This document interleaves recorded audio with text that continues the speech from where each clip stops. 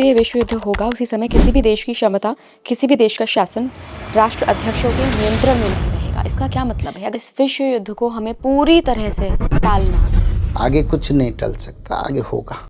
अभी तो हम आने वाले आपद को टाल नहीं सकते। जो लोग धर्म को आना चाहेंगे वो लोगों के लिए थोड़ा सा सुरक्षा मिलेगा। एक बात और लिखी है इस किताब में कि तृतीय विश्व युद्ध होगा उसी समय किसी भी देश की क्षमता, किसी भी देश का शासन राष्ट्र अध्यक्षों के नियंत्रण में नहीं रहेगा। इसका क्या मतलब है? अगर नियंत्रण में ही नहीं रहेगा शासन, तो वो एक दूसरे पे हमला कैसे करेंगे? वॉर स्ट्रैटेजी कैसे बनाई जाएगी? इसके बारे में अच्युतानंद जी ने लिखे, रंग ढंग किछि रहिब नाही, बिरजा शासन होइब मही। जो विश्व के सभी शासक तो शासन करेंगे, नियंत्रण जोगमाया शक्ति जोगमाया के अधीन चल जाएगा और जोगनी माता राज करेंगे और मनुष्य एक सोचेगा, होगा दूसरा। तो उसी समय राष्ट्र मुख्य भी कुछ समझ नहीं पाएंगे, हम अपना विनाश ला रहे हैं या अपने के लिए खुशी ला रहे हैं। सब नियंत्रण देवता देवी माता के अधीन चल जाएगा।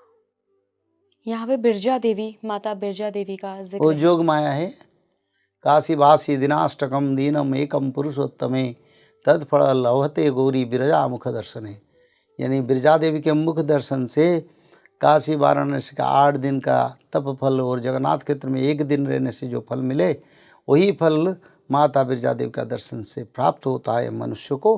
तो इसलिए बिरजा देवी जो है योग माया, बिरजा यानी बी का अर्थ धरती और धरती का जो रजा है बिरजा, वो योग माया है, योग माया शक्ति है। तो उनकी शासन होगा, ये लिखा है पूरे विश्व पे। हाँ, उनका पूरा विश्व में उनका नियंत्रण में अभी तो प्राय मेरे हिसाब से वो ले लिए हैं। बस ले लिए हैं? हाँ, मेरे हिसाब से वो ले लिए हैं। बस प्रकाश यानी प्रभाव को देख के लोग समझेंगे क्या हो रहा है।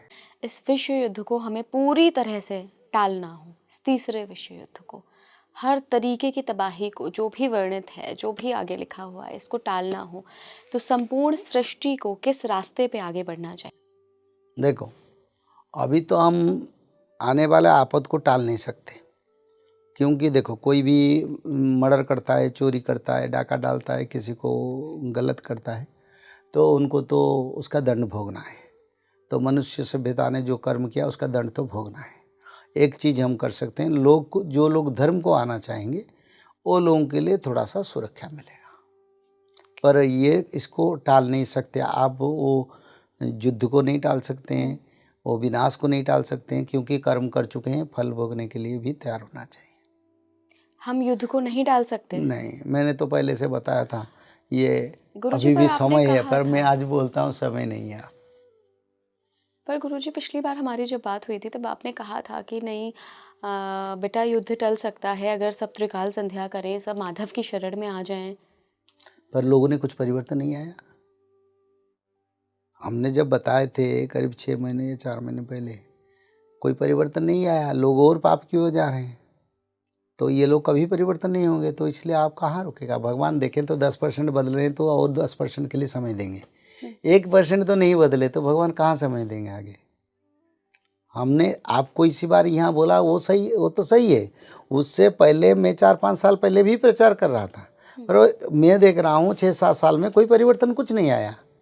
तो इसका अर्थ विनाश जरूरी है, विनाश में ही परिवर्तन आएगा, क्योंकि नूतन सृष्टि के लिए विनाश जरूरी होता है। विनाश का अर्थ अधर्म का विनाश, हम विनाश का अर्थ नहीं कहते हैं कोई सच्चा पवित्र सज्जन संत पवित्र मानव को कुछ हो।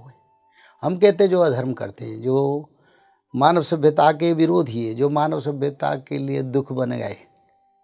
तो इस कारण तो धरती में परिवर्तन आना चाहिए, नहीं होगा तो धरती रक्षा कैसे होगा।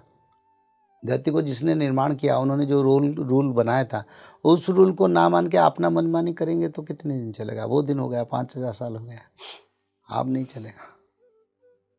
आगे कुछ नहीं टल सकता, आगे होगा।